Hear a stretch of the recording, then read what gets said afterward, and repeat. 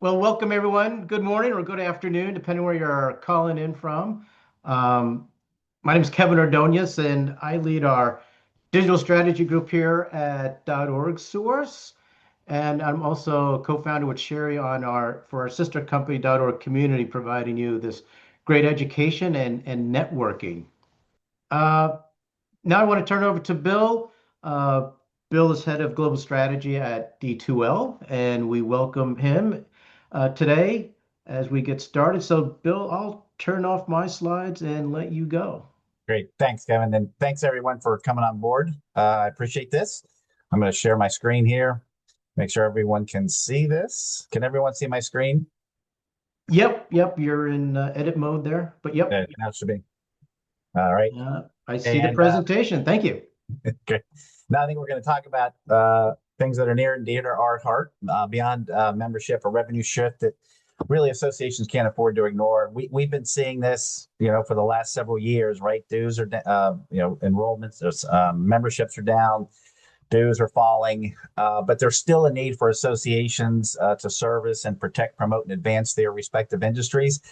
And there's been a shift where I'm going to go through some statistics here. Where actually the younger generation is actually interested in paying for things beyond just the membership due. So we're going to go through that today.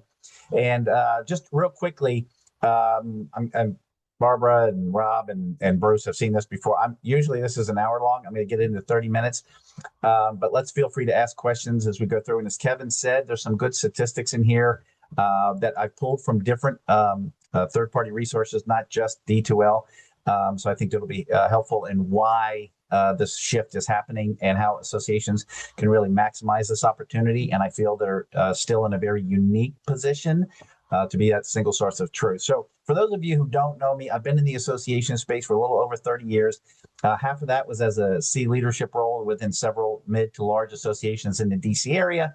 And the other half of my career has been on the solutions side. So I've worked with some of the industry's top association solution providers in the industry, Sync, Smith, Buckland, Naylor, D2L, Multiview, and the like.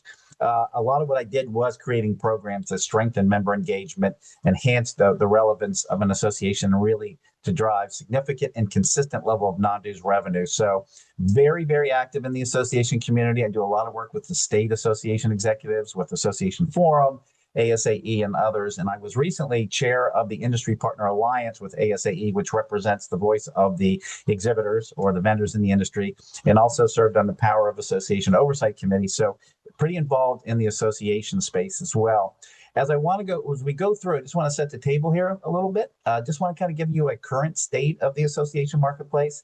I want to talk to you about the strategic importance of non-dues revenue. Please understand some of these are obvious, but it's good to know what they're there for and why they're important. I want to talk to you about some practical implementation tips, and I'm going to put it on from the vendor's perspective, what you need to ask from us in order for us to give you a consistent level of investment and sponsorship. And then I just want to talk to you a little bit about what the focus and opportunities are for associations moving forward in the non-dues revenue space.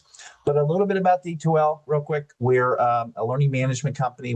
Our goal is really to help transform the way the world learns. Been around for about 26 years. Pretty big company, 1,100 employees, have about 1,400 customers worldwide. And we really help them in the learning business. But one of the areas that we're really passionate about, and I think this is important in today's marketplace with associations being strapped both financially and administratively, is we have a team that's there to support you through a number of different initiatives with regards to learning and professional development, including instructional designers and project managers and customer enablement. And these are all part of our agreement. So we bring a team along with strategy, but we're really understanding that the associations now don't just need a great system, they also need support and consistent support as well, and ideas and concepts that are part of the team. So think of us, our goal is really to become part of the ecosystem within associations. But let's start about some of the top concerns that are facing association. This is done from our dear friends from McKinley and Jay Younger, who's now part of Smith Buckland, a company I used to work for. So congratulations. If anyone knows Jay, congratulate him. But he does some wonderful research in the industry. And one of the things that had rose to the top in his survey for the very first time was generating non-dues revenue. Usually it could have been new member acquisition, it could have been doing improved member retention, but now the number one concern for associations has been non-dues revenue. Strategic planning was top, but I really feel strategic planning is part of all of those concerns there too. So I think that could be, I don't know if that necessarily should fall in there, but generating non-dues revenue was important. And it wasn't just McKinley Advisors doing this. Naylor also does some reports too. And again, for the second year in a row, generating non-dues revenue was the top spot by 61%, listing it as an ongoing concern. So we all know non-dues revenue is important. The other thing that we're facing right now within the industry is a generational shift, right?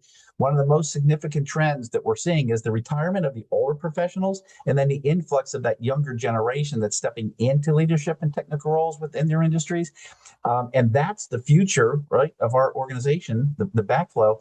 And a lot of them are not familiar with associations, are not quite, they're not necessarily open to joining and paying. We all understand that. So that's a real big concern. And something else that's interesting, and this will change probably in the next 5 years, but for the first time in history, there was like, depending on how you measure generations, there was 5 generations involved in the association space, right?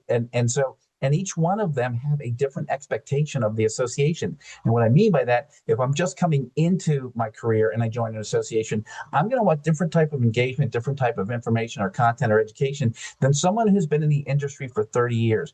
And we need to understand that we need to continue to provide relevancy to each one of those sectors. And that's incredibly difficult for association staff to do in this day and age because it is moving fast. Again, the associations are being, you're fully burdened. You're being asked to do a lot more with a lot less.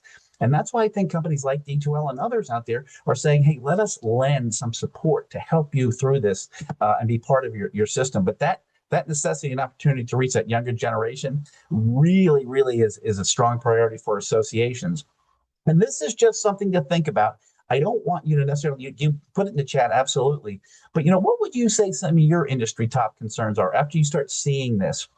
Does it change, or is that really, top concern about getting that younger generation in here? One of the things I'll say we're seeing with D2L, when we're talking to hundreds of associations, one of the biggest pain points that associations are really having right now is just getting the attention of their members and prospective members, right? So it's an attention economy. And we really have a short supply of attention from your members and the non-members, those prospective members. And what do I mean by that? Well, if you look on average, on an average web page visit, readers are only spending or reading about 28% of those words on an average visit, and it's probably close to 20%. So 1 in every 5 words are only looking at, and then the average paid visit only lasts less than a minute. And then they leave the web page, and sometimes they don't come. So they're only spending about 10 to 20 seconds on a page and looking at about 20% of the information. That's hard to capture the attention of that particular individual at that time. To add to that, these are just other things we're competing with, right? The phone takes up about 3 hours and 60 minutes of someone's day, right? So that's about once every, that's 1,500 times every week, or once every 5.5 minutes. We'll probably do it during this call, right? And it's just natural but it deflects our attention. The average human attention span has decreased nearly 25% since 2015. And we probably all have heard this one, right? It's kind of sad. The humble goldfish has about a 9-second attention span, which is higher than the average human has. And the average human, it's 8.25 seconds. So think about all the competing elements we have in the day-to-day occupation and what the prospective members are going through each day. We're trying to somehow weave into that some of the association's information and content and education and the like. How do we really remain relevant? And to add, fuel to the fire here, the competition is just not other nonprofits. It's the other companies and organizations that are competing for your members' attention, right? And that's all they do. It's other companies out there trying to capture them through education and through other types of community. And that's all they do. And they have hundreds of millions, if not billions of dollars to continue to do that. But I do think we are in a good position. I'm going to date myself here. right? We're all familiar, I think, with Wall Street. And one of the things, Gordon Gekko, who was played by Michael Douglas, he was talking to the Charlie Sheen character in there. And one of the pieces of advice he gave him was that the most valuable commodity he knows of is information. And if you think about this, and today, this is where I think associations have a really, really unique opportunity here to be able to rise above the clutter and become that single source of truth. And here's why. If you think of your association, think of it as the hub. And what I mean there, there's a lot of raw information coming into the organization, and the staff and the subject matter experts put a nice, polished, finished product together and send it out into the industry. And if you think about this, you have a lot of information that will come in there: industry news, research, white papers, webinars, member news, case studies. These are all stuff that are happening outside of your organization by your members and other folks within that industry. And it's available to you and it comes into the association. And this is where the subject matter experts and the staff get together and produce this finished product. And what separates this from anything else out there is that the information you're getting is trusted, it's accurate, it's complete, it has been vetted before it's disseminated. So that information can be trusted. And when you think about it, I think associations are forgetting one thing. And I think we overlooked it. And I was guilty of this when I was an association executive. It's that credibility. That's the differentiator, but it's underused. Associations possess trust, credentials, and the authority that competitors cannot replicate. And that's huge in today's world. And as we begin to go through this too, and we're starting to think our dues might be shrinking or we can't raise our member dues, we still need to produce revenue. The one thing we got to be careful of, and this is not just staff, but board members and committee members and members in general have to understand that the nonprofit, that's a tax status. It's not a business model. And I have been on boards of directors in associations where we had a very good year and we had profit and they thought that was going to be a problem. And it's not. As long as you're putting that money back into the association so you can continue to produce the services and operations of the organization. But they have to remember that. And then when you're doing that, and I think the board members have to understand this too, that why revenue diversification is no longer an option, right? Because due dependency is incredibly risky, right? Relying on that single revenue stream leaves the association exposed to forces they just can't control. The other thing that non-interest revenue is going to do is create options for you, right? Diversified revenue will buy agility. It helps fund education and new products when it matters most to your industry. That's where associations can really separate themselves, but they need that agility of having not only necessarily the intellectual capital, but the financial capital as well to provide these products and services at a time that members need them most and not wait 3 or 4, or even 6 months, because at that time the market has changed and maybe so have the needs. And we also, the other thing too, again, I think that because we're so wed to our organization and we're just fully burdened, we're working all the time. We do have the assets currently, right? You have the education, you have events, you have data, you have expertise, not only internally, but externally with subject matter experts. The opportunity is unlocking their value. And what's really important here is it shouldn't fall on the staff alone. You can't do all of that. And the association has to understand that. You need to lean on the right partners of the suppliers or the vendors or those involved in your community to help repackage and launch new offerings. Bring them all in it because we are all in this together. And I think sometimes the staff feels like we have to do this on our own. We're afraid to go talk to the members or others. Suppliers and vendors, if they're not willing to help you, I'm not sure they're a true partner. Right. So reach out to companies like a D2L or some of these others in the place. They're willing to help. They're already sometimes volunteering their time on committees, but get their intellectual capital. What are the gaps missing in the industry? How can we repackage some of this stuff and really begin to monetize it like other corporations do as well?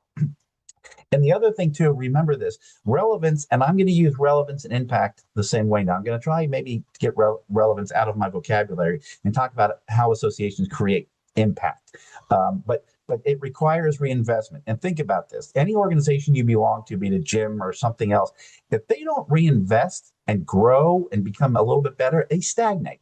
And you don't want to be part of that anymore. So diversifying that revenue really will allow you to fuel the innovation, the growth, and the long-term impact that you can have on your industry. If you're not getting it, how else can you do that, right? It's that old saying, doing things over and over again and expecting different results. If you don't have the resources to do that, it's very, very difficult, if not impossible, to grow upon those. That's why we all have to grow. So think about that and remember, begin to lean on the vendor community for this because they can have the finances and the time to help you create these. The one thing too, you got to remember this at the very beginning of the year, we always tend to review your monetization or non-do strategies, but are you doing it throughout the year? And that's really critical. The reason being is a lot of your vendors and suppliers, for example, I'll use D2L as an example, our priorities change quarterly, right? So we may have a shift in a completely different direction, and your association might be able to provide that for us. And so we'll shift money. We can reallocate money, and I'll get in that just just a minute here. So based upon everything that we're seeing out there in the marketplace right now, right, with the generational shifts, right, with membership dues going down, with us being asked to do more with less, how do we really begin? What do we do to really reinvent ourselves and continue to become extremely impactful within our industries? And I really think we have got to think more like a media company. And what do I mean by thinking like a media company? There's a lot of similarities between an association and a media company. And what I mean by that is if you think about an audience, right? Media companies have a loyal following who pay for their information. Associations also have a highly engaged audience known as members. Distribution channels, right? Media companies deliver content via a wide variety of media channels. We know that. But so do associations. We use digital assets such as newsletters and websites, podcasts, and other areas to send them through distribution channels. So you have an audience, you have distribution channel, but one of the main things is content, right? So media companies supply the market with fresh content. That's what we're paying for, right? We want to see new content all the time and consistently. The same thing with associations. They do the very same things. They provide members with new and relevant content in the form of printed journals, newsletters, education, webinars, podcasts, and more. So, breakout sessions at events, that's excellent content that they can't necessarily get anywhere else. So they have the audience, the distribution channel, they have content. And one of the big missing pieces is advertising, right? Media companies rely heavily on advertising and subscriptions, just like associations do, but with membership dues. But associations can generate a lot of revenue by monetizing their assets and allowing suppliers to reach their members and customers. And what I mean by that is the association has to understand that the association itself can provide access to a customer base that association wants, that it would be very difficult and very expensive for them to do on their own. And here's something else to keep in mind from a supplier standpoint. And we've seen this where associations, some of these large associations will say, we'll give you access to 52,000 members. You have to remember the vendor rarely does that vendor want to reach all of them.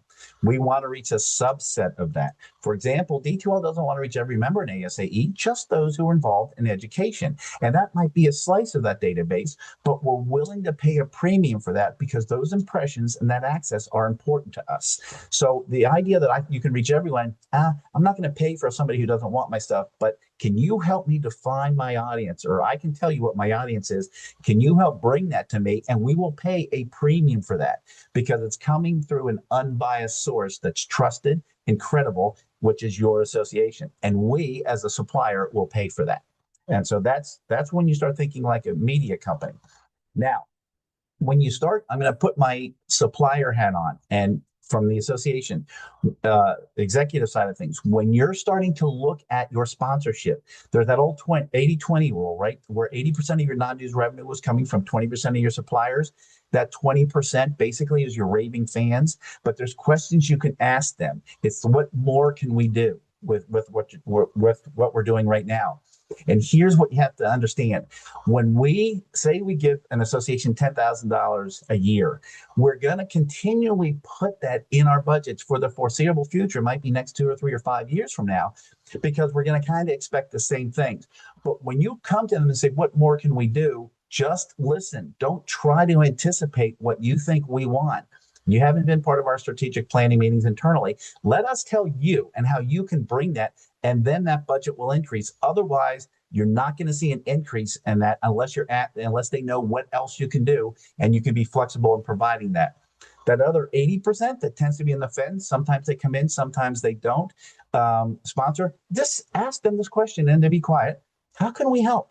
And let them answer that question. It's not necessarily up to the association staff to figure out what each sponsor needs, right? We want to present some of these opportunities to you.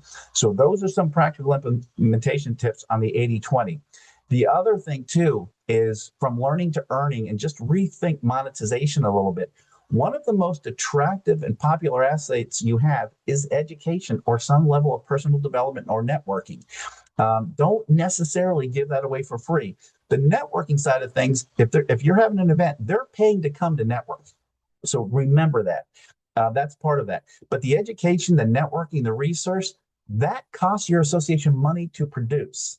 And you have a fiduciary responsibility to try and recover those costs, right? So those shouldn't be given away for free, particularly when it's the main reason they're joining an association. And remember, keep this in mind. Remember, just keep that. It's not a tax, it's a tax status. It's not a business model. So just remember that as part of your thinking in this. Think non-traditional. And what I mean by this is when you're looking for new non-dues revenue, what are your members' biggest expenses? In other words, are those suppliers part of the organization? And I'll give you an example. When I was in the Landscape Association, right, we had a board meeting and we were taking a break and the conversation came up. What are your folks' biggest expense beyond salaries and facilities? Because they can be that. And about 5 or 7 of the board members all said the same thing. Tires. Tires were their biggest expense because they have fleets of trucks and lawnmowers and other types of things that constantly needed tires.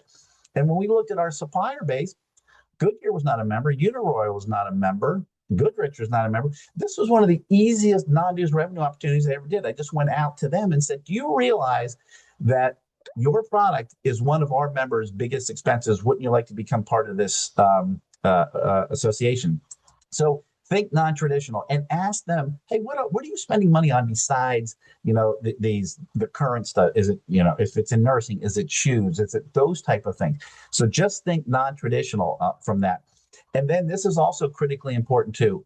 Understand your supplier's business cycles. So we need to understand your business cycles. Here internally at D2L, we say, if we see you're having a show coming up in the next 2 or 3 months, we're not calling it because I know you're head down and you're focused on that to do that. It's kind of the same thing with suppliers. We operate on monthly, quarterly, and yearly type of things. So if you're reaching out to us about sponsorship, usually at the end of the month is not a good time because we're head down trying to close deals. Or if it's the end of a quarter, like 3 months, we're really head down on trying to hit numbers. So just be wary of that. The other thing is, as I said earlier, we typically don't want to reach all of your members, but a subset, and let them tell you who they want to meet. If you can then bring that to them, it's a lot easier for us to write a check, all right, instead of you trying to figure out these are the people you should be meeting.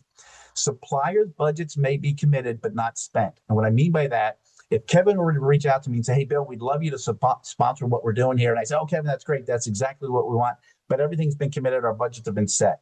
The next question you want to ask him, and it's okay to ask them, that has it been spent, right? In other words, have they already written that check to someone else? Because if you can say, I really think there's an opportunity that we could provide for you, just give me 5 or 10 minutes to explain this. And I think this might be something worthy of your, consideration on that. And so what will happen is we can reallocate easily. I did it personally for D2L 3 times last year. I took money that was going to go to one event and reallocated to another event. Okay, so just remember that it can be reallocated. And also, if it's of interest, companies will find the money. Okay, if it meets our strategic initiatives, we can go find the money. The one thing too is I want to make sure that when you're sponsors, and again, I'm coming to you from a sponsor's perspective, how often you're reviewing our satisfaction, right, with our investment in your organization. When you're coming through, is it once a year? Is it once a quarter? Or is it typically after every show? I was guilty of the after every show. Hey, how'd it go? How are things going? Once a year is just not really good enough. Really, where the sweet spot is, where we want to hear from our associations and how things are going, is once a quarter, once every 90 days. It doesn't have to be a long conversation. Just wanted to touch base and see how things were going. Okay, that's because what we want to do is that's a partnership, right? Partnership to me is a continual dialogue, not a monologue, right? It's give, not give and take. So make sure you're staying in touch with the suppliers because our priorities change throughout the year. We may start seeing we're getting traction in a certain area and we want to put more money behind that, but you would never know that unless you came to us at least and said, hey, how are things going? How are you doing meeting your marketing initiatives for this year? Anything else we might be able to do? And you chat about that. If you bring that up and you present them with a new opportunity, I promise you, we will go find the money to pay for that. So remember, our priorities change throughout the year on that. And the other thing too is associations are sitting on a gold mine of learning content, right? The existing content and courses that drive significant engagement, when it's paired with the right strategy, can be very, very effective. And what you need to do is lean on the volunteers and the subject matter experts and the other sponsors to help you. Don't think you're required to do this on your own. It's impossible because you have so many different companies that are expecting different results. You can't understand each one of them. Let them tell you because we are all in this together. And if you think about it, learning is becoming more central to member engagement than and retention than anything else, particularly that younger age group. They want to be trained and they want to get the certifications and the badges to help advance their career for them personally. And again, remember the association is there to protect, promote, and advance that industry. And so, particularly with this AI and all the workforce changes are happening, that certification is in demand and they're looking to the association to provide this.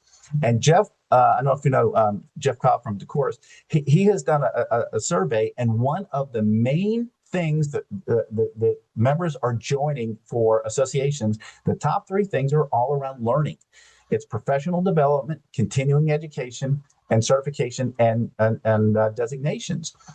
When you look at what they're willing to pay for beyond their member dues, same thing. We're willing to pay for continuing education beyond our dues, beyond certification, beyond the professional development opportunity. We're willing to pay for those opportunities within an organization. So that's very powerful. Higher Logic did one. So it's not just us. It's Higher Logic did one too. What was the primary reason you joined your association?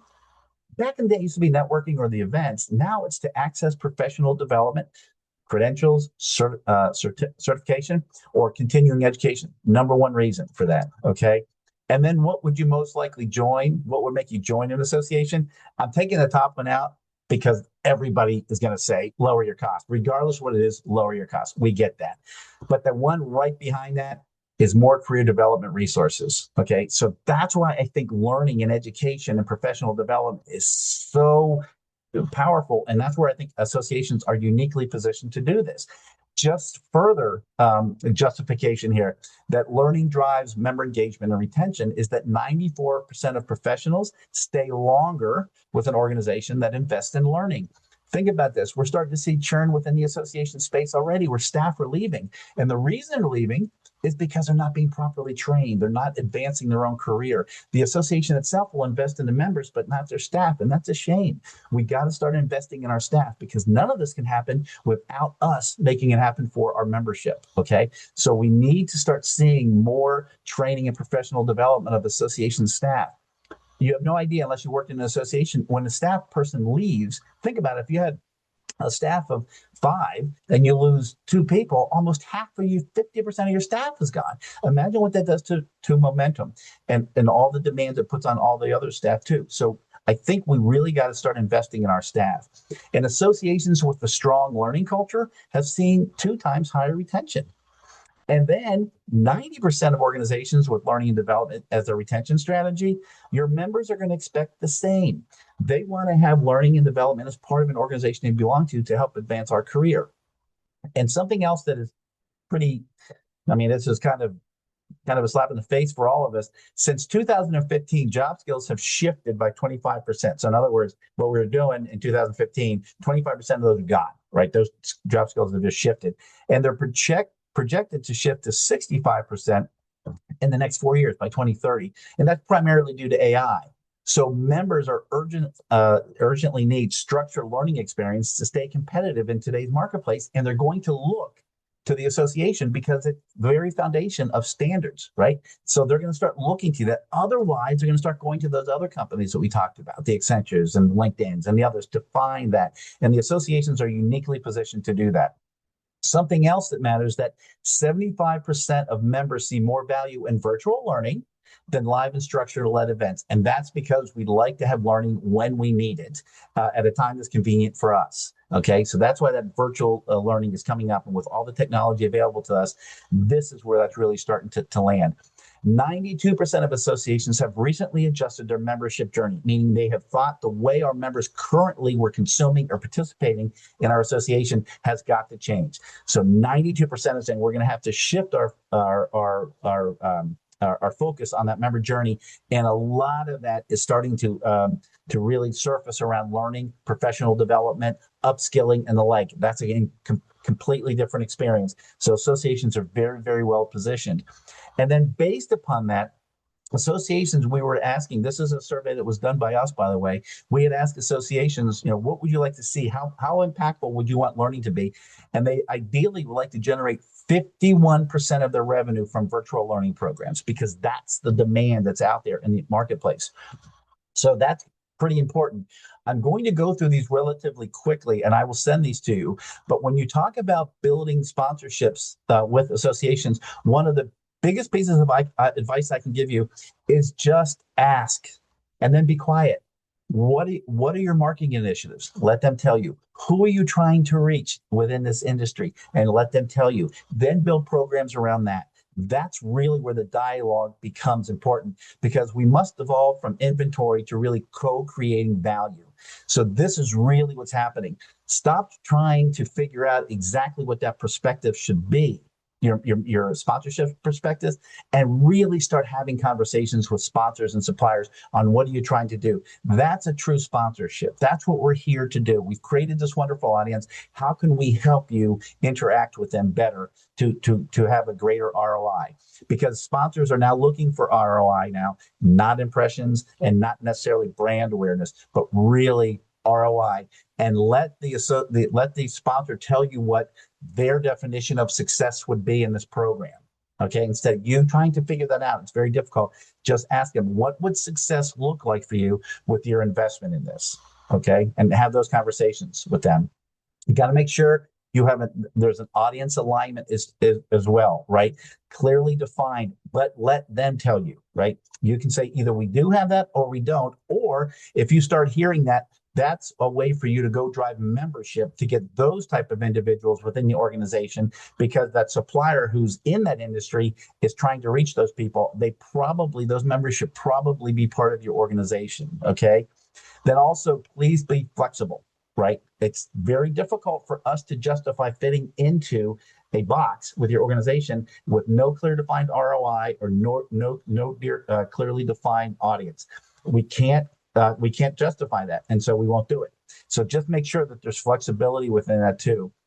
Thought leadership opportunities are critical for companies like D2L and others. But also remember, don't forget this, that authenticity and credibility that you have, nobody else has. That's worth money. Okay, that is worth money. And that is why you're charging what you do to reach this audience, because this audience believes in you. And then really, again, just start with what success looks like, right? Co-design the program. Now you've got kind of an engaged supplier. Measure and communicate the impact, what they're expecting to see. That way you can provide the right information back to them. Okay. Then maintain continuous engagement year round. How are things going? At least 4 times a year, once a quarter. That will really be helpful to them. And then you'll also find if they have more money or what their budgets are looking like for the following year and how you can attract some of that as well. But make sure that any supplier or any sponsor is integrated with your mission and your market, because there are bad actors out there and you don't necessarily want to be affiliated with that. And so it's just as important that there is such thing as bad money. And you don't want to necessarily go after that because it's really hard to undo that in this marketplace. The final thing I want to talk to you really about is retention. Retention in the association space, to me, I believe, is proof of value and impact, not only for your members, but for your sponsors as well and your suppliers. And just remember that retention is not about chasing membership or sponsors. It's about building an environment they don't want to leave. And that is critical. If you help me design a program for your association and I sponsor that, I'm not going to leave it because you know what's going to happen? You're going to sell it to my competitor on which we created. And so when you really create those environments, now you're starting to create significant and consistent levels of non-dues revenue. So just make sure you're building that environment that they don't necessarily want to leave on that. And then in closing, remember, I know I've gone over a little bit. I apologize for those of you still here, but remember, you are the hub. Trusted, accurate, complete, vetted information. You're really in a unique position to rise above the clutter. You are that single source of truth that even other competitors are trying to replicate, but they cannot develop that brand and trust that you have built over the course of your livelihood as an organization. It's okay to monetize assets, right? It costs money to run an association and it costs a lot of money. Okay. And typically when associations are formed, right, they're formed to say how much will it cost to keep the lights on, meaning salaries and rent and insurance and other stuff. But they are designed to, that's why we got into events and magazines and the others, to revenue to do other things. So it's okay to monetize your assets as long as that revenue is going back into the organization. Make sure that across the board that you understand the importance of revenue diversification, not just in membership and marketing, but across the board in HR and accounting. And everyone in your organization has to understand the value of revenue diversification. They all do, because they'll come up, there'll be ideas that they can see, hey, I think we can either make money here, save money here, but you have to remember it has to go across the board, and it's not just up to one or two people in the organization. Best way to do that is really start thinking like a media company. They know how to generate revenue consistently. Okay. Understand the business cycles and suppliers' business cycles. That really helps you to be show me, you know me, just like we're not calling you on the day before a trade show to try and send a demo. We want to understand that. That's, show me, you know me, and you understand my business. That 80-20 role is really, really important, right? For those 80% that are on the fence that don't necessarily always, how can we help you? What can we do? And that 20% that's there, what else can we do to help further your marketing initiatives? And then focus on those learning strategies and opportunities of financial resilience, which should be embedded across the entire industry of those members. It's not just the staff, but committees, particularly board members, the executive committee of the board. They really have to have that same thinking to drive it down into the organization. Otherwise, you're going to be constantly hitting that ceiling, and it's so frustrating. And then you kind of give up and go elsewhere, and that's not good for your industry. So it's really got to be sold at that board level. They understand we're going to kind of do things a little differently to change based upon the current economic situations in the industry. And this is my final thought, and this has to go across the entire industry. And we all know Phil Kotler. He was a big management guru. That he used to say that sales is not the only department in our company, but the whole company better be in the sales department to drive that, right? That's an alignment of interest in promoting the good things that our association can do for our industry, right? It's got to be across that. And so we're all selling that, not just a membership person, not just the marketing person, not just the events person, but everybody in that organization. And that's where that shift is coming. And we all have got to get on board. Otherwise, we're going to stagnate. And I've seen other associations get acquired or go out of business.